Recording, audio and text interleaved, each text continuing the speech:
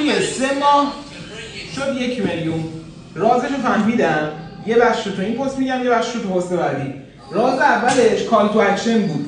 بلده کال تو اکشن بده، یعنی چی؟ بلده لایک بگیره، کامنت بگیره، سیو بگیره و شیر بگیره. چه جوری؟ به زبون خودش میگم اصلا. میگه یه لایکویی بزن من انرژی بگیرم، یا یه کامنتویی بذار ببینم من پستم خوب بوده یا نه، یا کامنت بذار که آموزش بعدی چی باشه، یا میگه سیوش کن که اگر رفتی باشگاه بدونی چجوری درست بزنی وزنه‌ها رو، یا میگه شیر کن واسه کسایی که میرن باشگاه. مورد بعدی میگه فالو کن ولی غیر مستقیم. میگه یه هایلایتی دارم که اگر اون هایلایت رو ببینی قطعا مشکل برطرف میشه. میگه یه پست خفن میخوام بذارم پست بعدیمون، حتما منو فالو کن. یا میگه پست قبلی فلان اشکالتو برطرف میکنه توی بیان‌سازی.